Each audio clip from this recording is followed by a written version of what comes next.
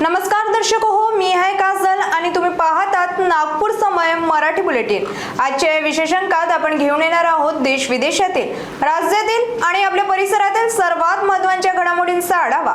राजकारण, समाज, आरोग्य, संस्कृती, मनोरंजन आणि अनेक महत्त्वाच्या क्षेत्रातील ताज्या आणि ठळक बातम्या तुमच्या समोर मांडणार आहोत। तर मग वेळ न घालवता सुरू करूया आजच्या महत्त्वाच्या बातम्यांसोबत।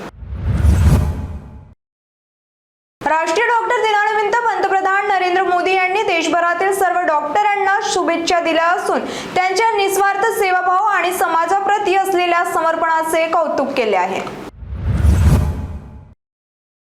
नागपूरच्या गिट्टीखदान पोलीस ठाण्याच्या हद्दीतील फुटाळा तलाव परिसरात किरकोळ वादातून झालेल्या हल्ल्यात असद उर्फ अमन खान याचा मृत्यू झाला, तर मयूर जाधवसह अन्य काही जण गंभीर जखमी झाले।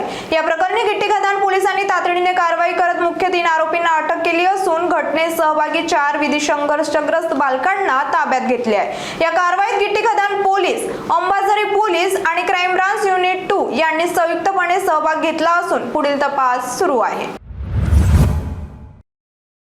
मुख्यमंत्री देवेंद्र फडणवीस यांच्या 22 जुलै रोजी येणाऱ्या वाढदिवसानिमित्त नागपुरात 5 ते 15 जुलै दरम्यान मोफत मेगा हेल्थ चेकअप शिबिराचे आयोजन करण्यात आले आहे। नागपूर पश्चिम, दक्षिण पश्चिम आणि दक्षिण नागपूर विधानसभा मतदारसंघातील विविध भागात हे शिबिर होणार असून MRI, CT scan, angiography, X-ray, sonography, ECG, 2D echo आणि मेमोग्राफी सारख्या महागड्या तपासण्या मोफत करण्यात येणार आहेत। 26 जुलै रोजी मुख्य आरोग्य शिबिरात तज्ञ डॉक्टरांकडून पुढील उपचार आणि शस्त्रक्रियेबाबत मार्गदर्शनही केले जाणार आहे। नागपूरकरांनी या मोफत आरोग्य शिबिराचा लाभ घ्यावा असे आवाहन आयोजकांनी केले आहे।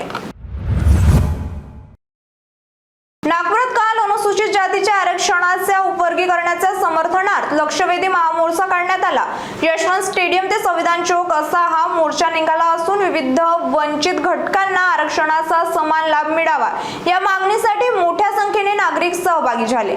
यावेळी महाराष्ट्र सरकारने अनुसूचित जातीच्या आरक्षणाचे उपवर्गीकरण लवकरात लवकर लागू करावे अशी मागणी आंदोलनकर्त्यांनी केली। आजच्या नागपूर समय बुलेटिन मध्ये इतकंच। आम्ही तुमच्या समोर आणत राहू ताज्या, महत्त्वाच्या आणि ठळक घडामोडी।